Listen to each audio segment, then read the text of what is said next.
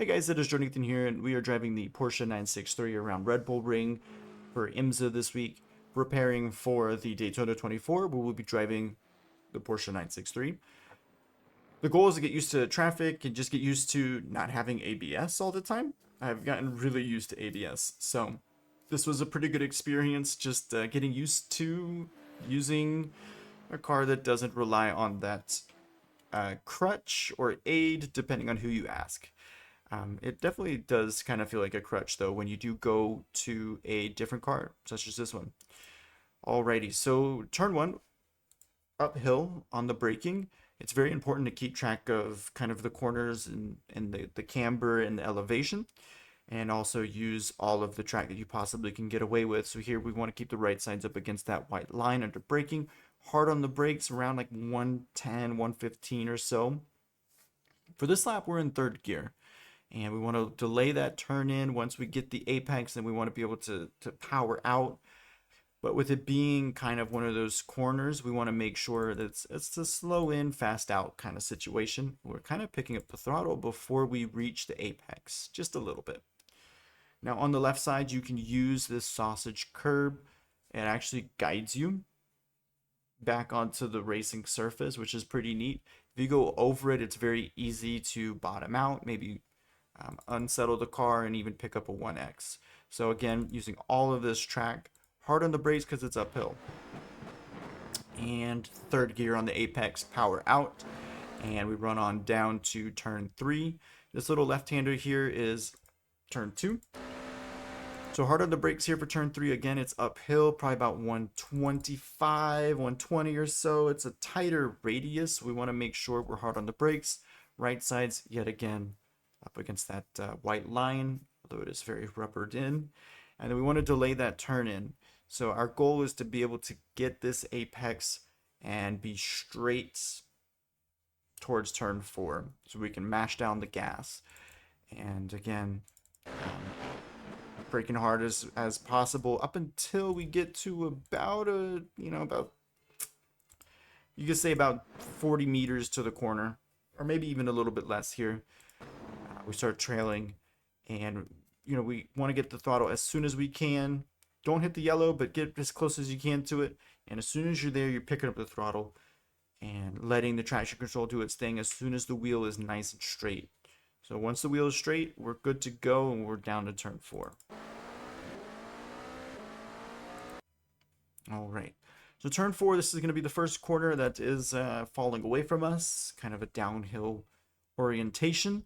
So we're going to brake a little bit earlier here and make sure we do all of our braking pretty much on the flatter portion of the braking zone. A little bit earlier on the brakes, probably about like 130 or so is where I would say. And very, very strong on the brakes. But once we get to about 75, start lifting, and then past the 50, we're really rolling off the brakes. Here is where the trail braking is really important, because you still need the rotation, you still need to be on the brakes to slow the car down, but because it's downhill, you just lose that compression. So you need to make sure that you're giving it the right amount of brake, using all of that left hand side of the track as well. And then once we get the apex, we want to get back onto the throttle confidently and aggressively, but also straighten out the wheel. The GTP here, it seems to like to lose control, or at least be very heavy on traction control. Just because, again, the track is falling away, you have a lot of wheel input, and you're trying to get on the gas. So definitely be mindful of that. Use pretty much all of the track here on exit. And then going forward, including this corner as well, these types of curbs you can definitely use. I didn't have any issues with the Porsche. So if you use the curb, if you don't use the curb, you're not really going to notice a whole lot, especially if you use the curb. You're not going to notice like the car's going to bottom out, or you're going to lose control, or that the curb helps the car turn. It's very neutral over these curbs. So here I didn't use it. I don't think it matters. I think you can use it just fine. So anyways, moving down now to turn 6, as of course this little right-hand bend is considered turn 5.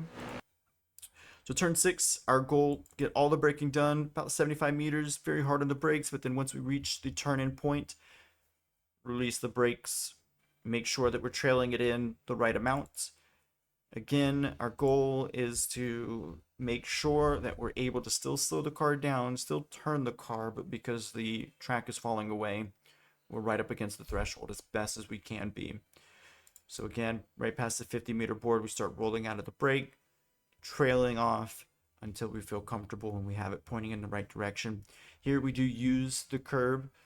Again, you can't even tell, the car doesn't really react to it, so there's no wobble or nothing, but again, aggressive on the throttle. Using all of the track on exit, you can pretty much go all the way out to the gravel here, and once you're out here, you can pretty much stay the rest of the way.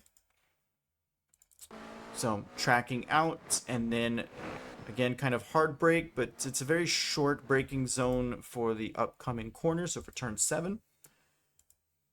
And again, getting the braking done before we turn in, but then once we are turned in, still using a little bit of trail, but letting the car kind of coast just a little bit. Here, use the red and the white.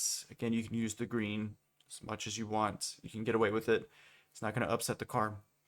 Turn 8, this right-hand bend, we want to use all of the circuit up against the gravel. Make it as much of a straight line as you possibly can. But of course, how you take turn 7 will dictate how you take turn 8. So, and then once you're out of turn 8, we head down to the final 2 corners. Turn 9, turn 10. These are pretty much one corner. So make sure that you take turn 9 correctly so you can take turn 10 correctly.